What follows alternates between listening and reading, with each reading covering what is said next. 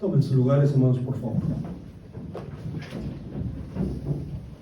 Hace 8 días, hermanos, vivimos como iglesia una experiencia inédita para nosotros. En este lugar nació cuando menos una persona, la hija de nuestro hermano Juan Hurtado, el primer pastor de la iglesia, pero hasta donde sabíamos no había fallecido una persona aquí. Y bueno, sucedió, ustedes saben, con nuestro hermano Eric Hermes, el doctor, quien fue llamado a la presencia de Dios compartiendo su clase de escuela dominical. Alguien dijo después que era una bendición porque el Señor lo llamó a su presencia en el lugar donde más amaba estar y haciendo lo que más amaba hacer.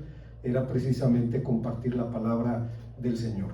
Quienes conocimos al hermano a lo largo, muchos de nosotros a lo largo de 20 años, pudimos ver a un hombre de un excelente testimonio, con una vida personal difícil, situaciones muy complicadas en su desarrollo y en el desarrollo de su vida, pero a final de cuentas un creyente fiel que siempre dio testimonio de la presencia del Señor en su vida y en su servicio también. Así es que damos gracias a Dios por la bendición que nos da de saber que nuestro hermano está en la presencia del Señor, pero hermanos, nos hacemos conscientes de una realidad que en algún momento todos vamos a enfrentar. Esto ocurrió incluso en el círculo interno del Señor Jesús. Acabamos de leer en el Evangelio de Juan, el capítulo 11, el relato de la muerte de Lázaro, un evento que precipitó una serie de acontecimientos en el ministerio del Señor Jesús, y entre ellos la urgencia de quitar también la vida al Señor. Cuando sus adversarios ven la resurrección de Lázaro, frustrados dicen: no avanzamos nada, y si dejamos a este hombre, todos terminarán creyendo en él. Bueno, el relato lo conocemos todos, está en el capítulo 11, versículos 1 al 14 de este evangelio, y nos recuerda que frecuentemente, hermano, la experiencia humana confirma lo que la Biblia enseña respecto a la amistad. La Biblia enseña que un amigo es alguien que nos ayuda a mejorar, dice el libro de Proverbios, capítulo 27, versículo 17. Pues a pesar de la volatilidad que suele caracterizar a las relaciones humanas, los hombres aprendemos de nuestros amigos. Aprendemos de sus valores, de sus actitudes, de sus hechos, de sus aciertos o incluso de sus desaciertos. Sorprendentemente, la muerte y la resurrección de un entrañable amigo sirvió al Señor Jesús no para aprender, sino para enseñar, y no para enseñarnos lecciones empíricas o temporales, sino verdades divinas y eternas. En su carta a los Romanos, el apóstol San Pablo dice que lo que está escrito fue escrito para nosotros, de donde el Señor Jesucristo utilizó la resurrección de Lázaro para enseñarnos los significados de esta doctrina. Basados en este relato, les invito a meditar en el tema que hemos titulado las lecciones de la muerte y de la resurrección de un amigo. Antes, hermanos, de pensar en las enseñanzas de este pasaje, quisiera mencionar el hecho de que el Evangelio de Juan es un evangelio singular.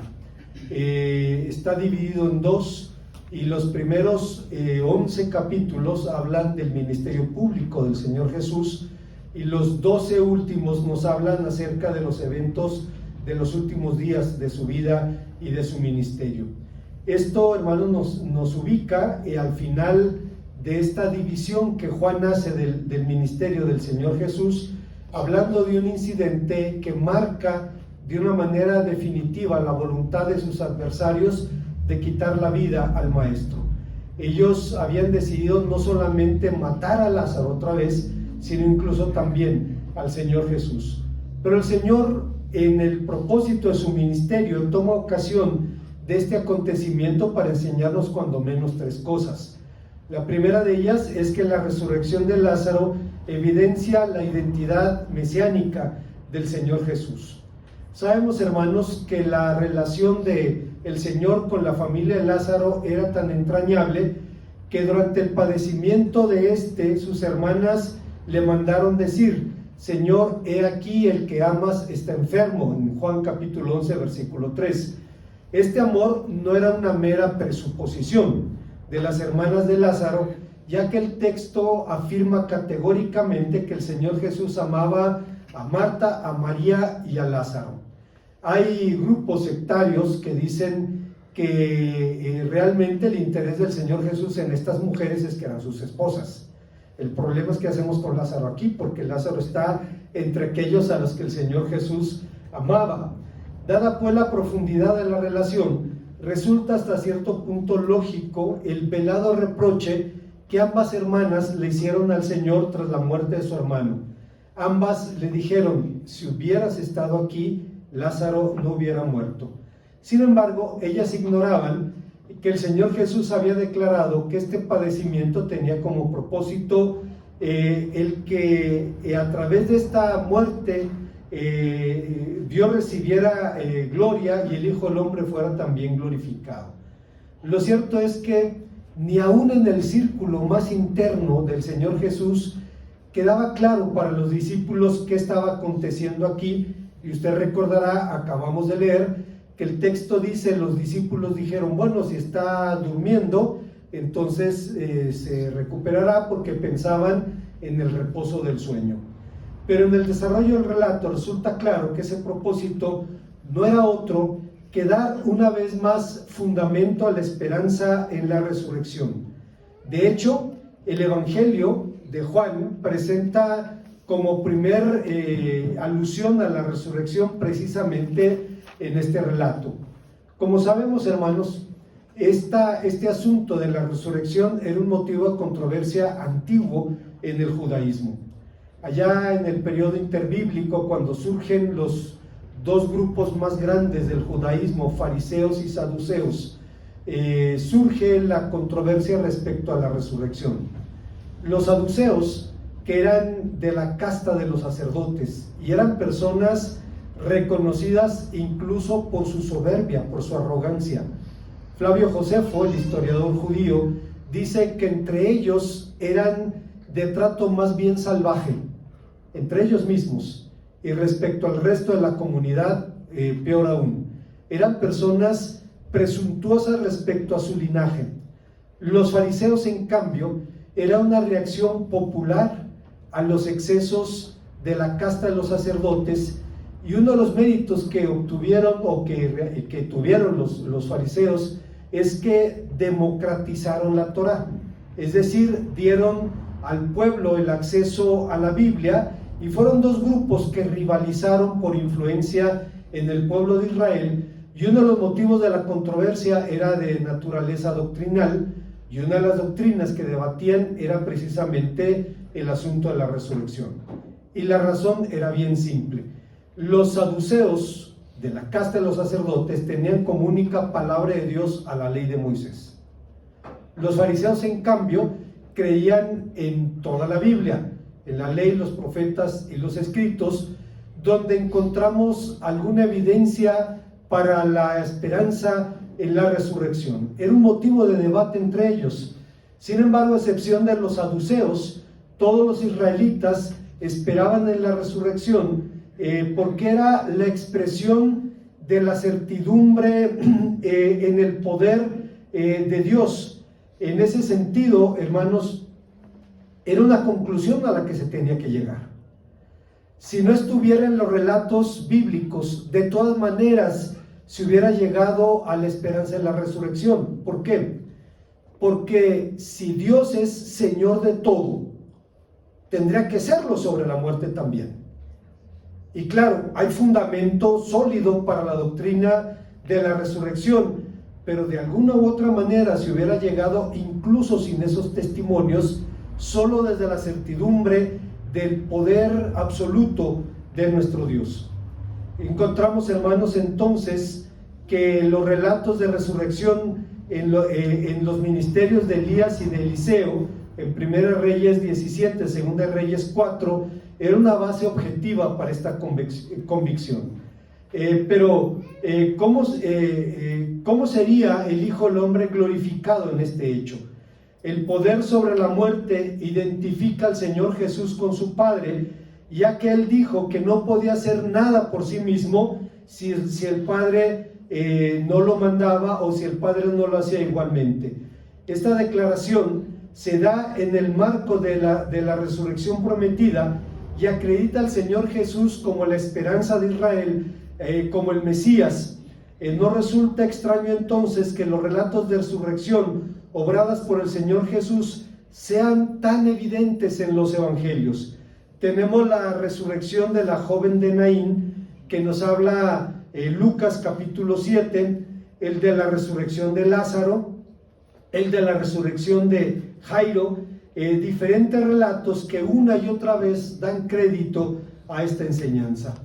Hay una segunda verdad que encontramos en este pasaje, y el texto nos enseña que la resurrección sirvió como sello de aprobación al ministerio del Señor Jesús.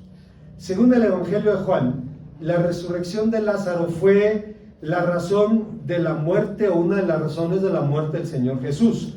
Juan capítulo 11, versículos 47 al 54.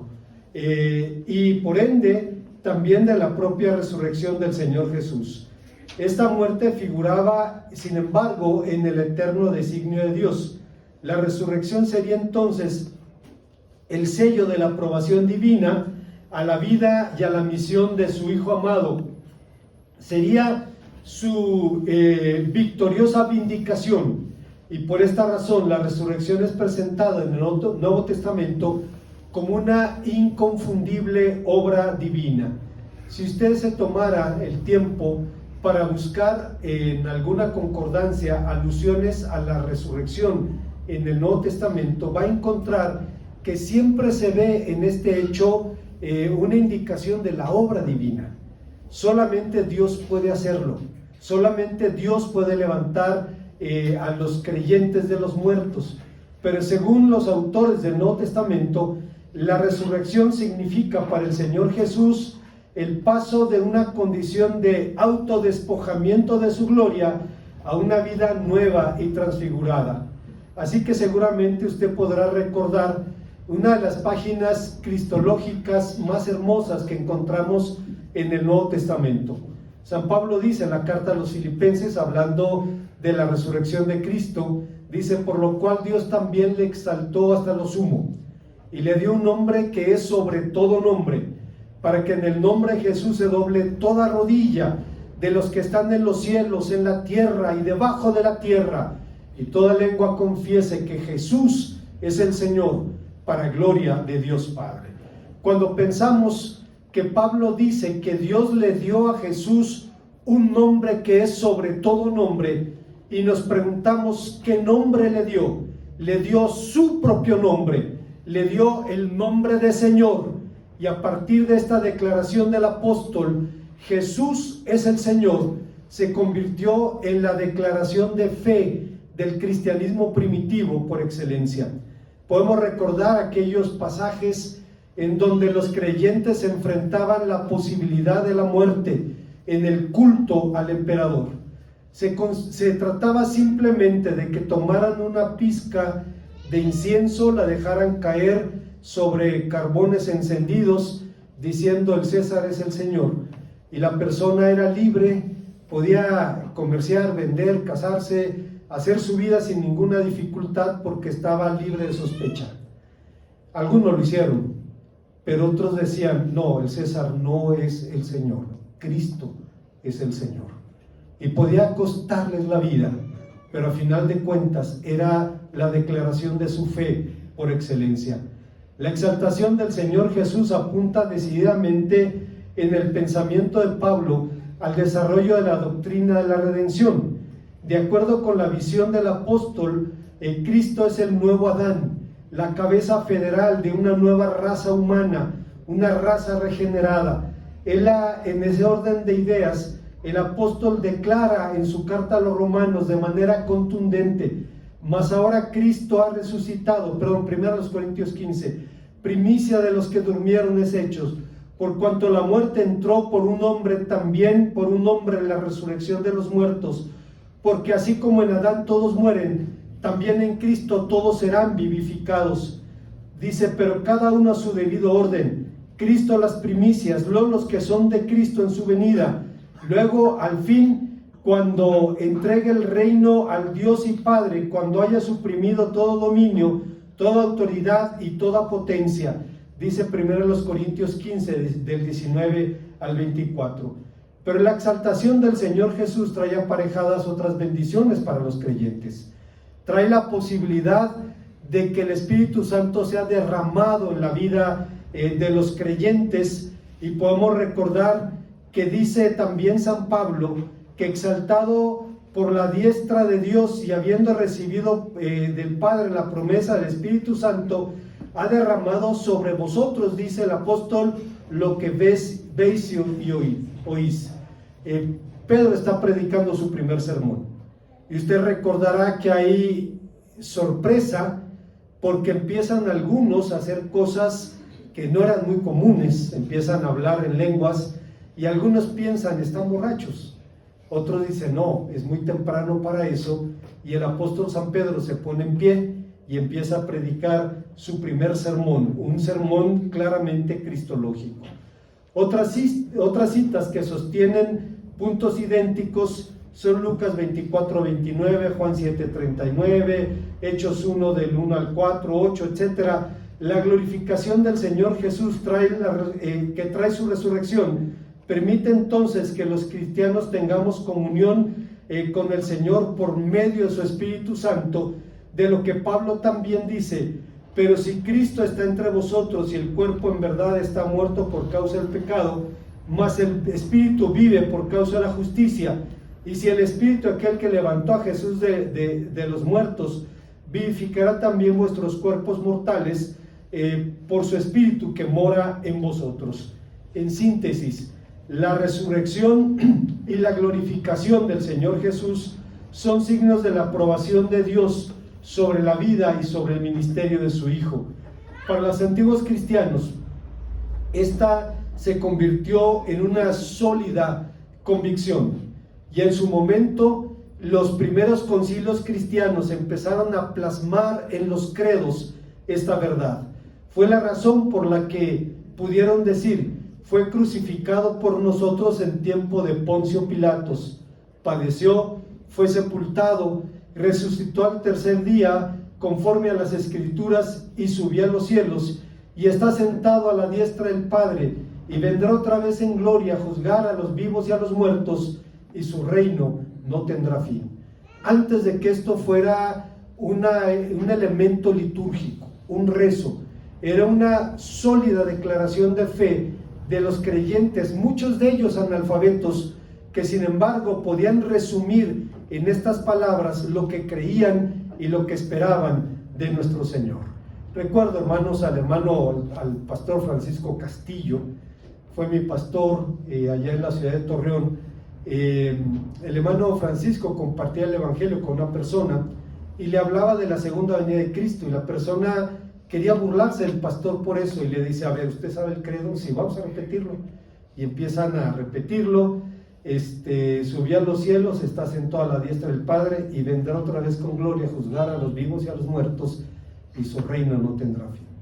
Y la persona se queda con la boca abierta. Dice: eso usted dice creerlo, eso está en la Biblia. Y dice: fue la primera vez que este hombre pudo enlazar al credo con las promesas de Dios. Hay una tercera y última enseñanza en este pasaje. El texto nos enseña que la resurrección de todo creyente es la meta de la esperanza cristiana. La resurrección de Cristo apunta, bendito sea su nombre, a nuestra propia resurrección, y por tanto es uno de los fundamentos de la fe cristiana, como encontramos en Hebreos 6:1. Allí el autor del epístola a los Hebreos habla de las doctrinas básicas de nuestra fe, y una de ellas es la esperanza de la resurrección. Como señalamos anteriormente, en la revelación progresiva, en ese proceso en el que Dios da a conocer su palabra y se da a conocer Él mismo, el Señor reveló esta verdad de forma paulatina. De lo que principió en las páginas de la Biblia como un anhelo vehemente, como un atrevido salto de fe, se convirtió luego en una poderosa certidumbre. Así el salmista declaró: se alegró por tanto mi corazón y se gozó mi alma, y mi carne también reposará confiadamente, porque no dejarás mi alma en el Seol, ni permitirás que tu santo vea corrupción. Me mostrarás la senda de la vida, en tu presencia hay plenitud de gozo, delicias a tu diestra para siempre. No obstante, en el libro de Job, hermanos, encontramos que esta doctrina estaba ya en los labios del sufriente patriarca, quien dice como un atrevido salto de fe: yo sé que mi Redentor vive y que al fin me levantaré del polvo, y después de deshecha esta mi piel, en mi carne he de ver a Dios, al cual veré por mí mismo, y mis ojos lo verán y no otro, aunque mi corazón desfallece dentro de mí. No sabemos muy bien en qué tiempo vivió Job. Uno de los gigantes del pensamiento judío-español, Maimónides, dice algo muy interesante respecto a Job. Dice, de Job, algunos dicen que es una ficción literaria, que nunca existió. Otros dicen que sí existió, pero no saben decir ni cuándo ni dónde. Lo cierto es, dice Maimónides, que lo que le pasó a Job ocurre eventualmente en el mundo y es motivo de sorpresa para los sabios. Dice, hay personas que viven situaciones así. Me recuerda a Tomás de Kempis, un monje de la Edad Media, quien decía: hay personas que son probadas al principio de su vida cristiana. Hay personas que son probadas al final de su vida cristiana. Y hay personas que son probadas casi toda su vida. Cuando yo pienso en mi hermana Celia Alemán, tiene casi 90 años, un hijo esquizofrénico, una mujer que ha luchado toda su vida para sacar adelante a sus hijos. De pronto le digo: Señor, es de carne y hueso, acuérdate, es tu hija. Y evidentemente Dios escucha nuestra oración, digo, porque oramos por ella todos los miércoles, porque ahí está la mujer. Y yo veo ese cuerpo frágil con un alma de acero, con una fe puesta en Jesucristo, de la cual no puede renunciar. Bueno, hermanos, la situación es que en el libro de Job el patriarca está sufriendo, y como un atrevido salto de fe dice: yo sé que mi Redentor vive, y que después de deshecha mi piel y en mi carne he de ver a Dios, al cual veré por mí mismo, y mis ojos le verán. Vean ustedes cómo repite la idea, porque tiene la seguridad que tendrá esa bendición. Alguien pudiera preguntar: ¿pero qué sentido tiene esta esperanza? Si, como Pablo dice en 2 Corintios 5:8, estar ausente del cuerpo es estar presente de Cristo, ¿qué sentido tiene una resurrección escatológica? Podríamos responder de bote pronto que por definición todo lo que hace tiene sentido, y sería correcto decirlo, no hay ningún problema con eso. Pero en este caso Dios sí nos da a conocer sus razones. Dios nos permite recordar en su palabra cuál es el propósito de la resurrección. La resurrección significa más que reanimación de cadáveres, porque a diferencia de todas las resurrecciones que en la Biblia son mencionadas antes de Cristo, de creyentes que fueron vivificados para después volver a morir, nosotros esperamos que Cristo pueda romper el poder de la muerte y podemos levantarnos para vivir para siempre. Por esa razón, jubiloso, el apóstol San Pablo decía en esa página en donde hablaba de la resurrección: ¿dónde está, oh muerte, tu aguijón? ¿Dónde, oh sepulcro, tu victoria? Ya que el aguijón de la muerte es el pecado, y el poder del pecado la ley, mas gracias sean dadas a Dios, quien nos da la victoria por medio de nuestro Señor Jesucristo. Esta declaración de Pablo es fundamental para la vida cristiana, no solo para el final de la vida cristiana respecto a la esperanza de la resurrección, sino para las luchas diarias de la vida cristiana, en la que el creyente simplemente tiene que tomar parte de la victoria de Cristo. Gracias sean dadas a Dios, quien nos da la victoria por medio de nuestro Señor Jesucristo. La resurrección apunta a un plano diferente del ser y del vivir, lo que significa claramente una diferencia a la actual existencia, marcada por las limitaciones físicas, por las relaciones humanas, por la enfermedad, por la muerte. Así el Cristo resucitado no estaba limitado por el espacio, y a decir de él la resurrección, las relaciones familiares no van a caracterizar el estado celestial, como dice Mateo 12:25.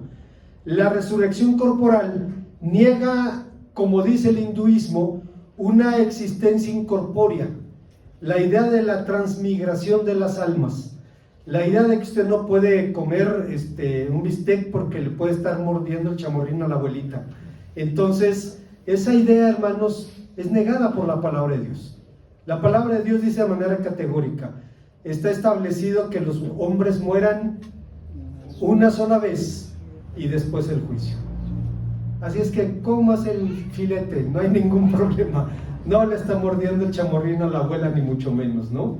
Esta convicción divina que caracteriza a los judíos y a los cristianos, ajena a todo paralelo en el mundo de las doctrinas, significa una rotunda negación de esa idea del hinduismo.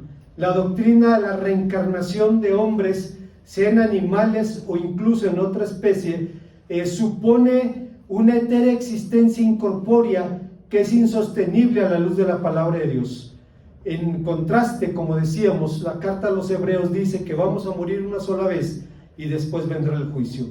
La resurrección significa la resurrección o el rescate, la redención completa, el rescate total del hombre. El cuerpo no es la prisión del alma. En el Antiguo Testamento no existe una palabra para describir al cuerpo como todo. En lugar de eso se usa la palabra carne. Y Cristo no solo vino a librarnos del poder de la muerte, sino que vino al temor de la muerte, sino que vino a librarnos del poder de la muerte. La redención de Cristo abarca todo el ser, espíritu, alma y cuerpo. El cuerpo forma parte de la buena creación de Dios, y tan bueno es que Dios lo tiene por digno de ser templo de su espíritu. Así es que en aquel día, aunque estemos en la presencia de Dios, el Señor nos levantará con un cuerpo glorificado para estar así con Él. Es la razón por la que me fascinan las palabras de un pensador alemán. Tiene más de 90 años, hemos hablado en otras ocasiones de él, se llama Jürgen Moltmann. Él combatió en la Segunda Guerra Mundial siendo un niño, era de las juventudes hitlerianas. Cuando el régimen estaba colapsando, echaron al campo de batalla la carne de cañón, niños y ancianos, a tratar de defender el régimen de un loco. Llega al campo de batalla y dice Moltmann, cuando vio el primer soldado inglés, soltó el rifle, se congeló y levantó las manos. Era un niño. En el campo de prisioneros se convirtió. Tenía hambre. No era un campo de concentración, era un campo de prisioneros. Y tenía hambre. Y él pensó que si le pedía un pedazo de pan al capellán inglés, le daría un pedazo de pan. Pero el capellán inglés le dio un Nuevo Testamento. Dice Moltmann, lo maldije, pero le quité el Nuevo Testamento. Y empezó a leerlo. Perdón, hermanos. Decía Moltmann, ahí estaba Jesús. El hermano que te visita en la desgracia, que está con el preso, con el enfermo. Ahí estaba Jesús. Y de pronto me atrapó una esperanza, en un momento en el que, humanamente hablando, lo más razonable hubiera sido terminar con todo de una vez por todas. Dice ese Jesús, cuya presencia descubrí allí, en el campo de prisioneros, ha estado conmigo a lo largo de mi vida. en mis conflictos privados, en todas las situaciones, ha estado conmigo. Fíjese lo que dice Molman: la fe puede y debe dilatarse hasta la esperanza. Allí, solo allí, donde con la resurrección del crucificado quedan derribadas las barreras contra las que se topan las esperanzas humanas. Ahí donde la esperanza de la fe se convierte en apasionamiento de lo posible, porque ha sido convertido en apasionamiento de lo posibilitado. En un mundo materialista como este, donde los seres humanos viven bajo la premisa de que se vive solo una vez, cuánto bien nos hace recordar esta gloriosa verdad bíblica. Creerla significa entender la exigencia de vivir aquí y ahora como lo haremos allá y entonces. Paradójicamente, esta misma esperanza que sostiene al creyente aterroriza al no creyente. Usted recordará que cuando Pablo estaba prisionero en Cesarea, su juez escuchó del apóstol acerca de la justicia, el dominio propio y el juicio venidero. Y dice, su juez le dice, bueno, vamos a terminar la plática aquí. Dice, en otra ocasión te volveré a escuchar. Cuando Félix escuchó que Pablo le habló de la justicia, del dominio propio y del juicio venidero, ya no le gustó la plática. Dijo, bueno, se me acabó el tiempo, volvemos a platicar en otra ocasión. Como conclusión, el domingo pasado, hermanos, al vivir la experiencia única, inédita en la historia de nuestra iglesia, de que uno de nuestros maestros se fuera a la presencia de Dios enseñando la Biblia, aquí en el templo, obviamente es una experiencia que va a marcar nuestra vida y a los niños y a los jóvenes que supieron de esta situación. Alguien dijo, mi hermana Mari Carmen me decía, qué envidia, dice, yo quisiera morir así, ¿no? Dice, con el extra de que quiero que mi viejo se muera conmigo, dice la hermana.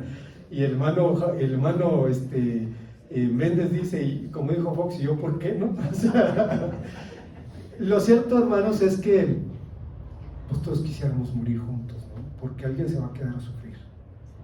Y quisiéramos así, de una manera indolora, un instante, sin camas dolorosas y costosas, simplemente como una desconexión en donde estar ausente del cuerpo es estar presente de Cristo. Si un amigo es alguien que nos ayuda a mejorar, mejoramos aprendiendo de su vida, de sus valores, de sus actitudes y de sus hechos. Pero la muerte y la resurrección de Lázaro sirvieron al Señor no para aprender, sino para enseñar. Y no para enseñar lecciones temporales, sino verdades divinas y eternas. ¿Cuáles son esas verdades? Que la resurrección acredita al Señor Jesús como el enviado de Dios.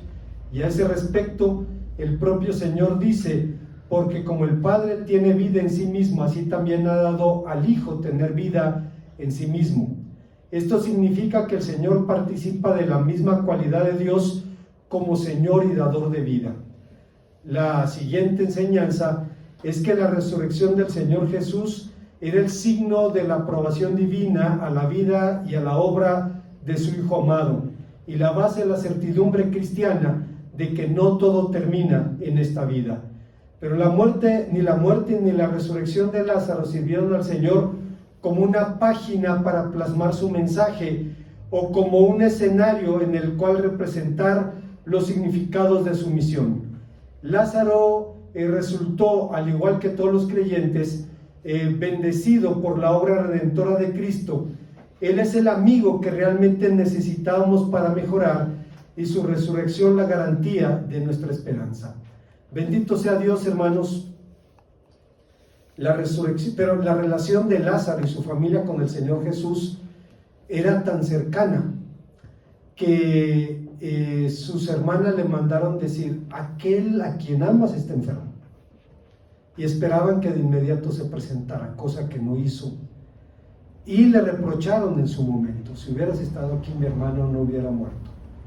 Pero el Señor había dicho a los 12, esta enfermedad tiene un propósito: glorificar a Dios y a su Hijo, cosa que ahora entendemos claramente en el relato. El Señor Jesús dijo que nadie tiene un mejor amigo que el que está dispuesto a dar su vida por nosotros. Él es el amigo que necesitábamos, que nos va a acompañar desde aquí hasta la eternidad. Oremos al Señor. Gracias, Padre Santo, una vez más, porque nos permites darte las gracias, Señor, por la esperanza que tenemos en Cristo. Porque las vivencias como la que tu iglesia atravesó la semana pasada nos permite recordar la firmeza, Señor, de tus promesas y la certidumbre que nos sostiene. Te damos las gracias por nuestro querido amigo, el doctor Eric, porque está contigo y nos permite recordar, Señor, que mañana algún día estaremos también en tu presencia. Tu palabra nos dice: en tu presencia hay plenitud de gozo, delicias a tu diestra para siempre. Por eso te glorificamos. En Cristo Jesús. Amén.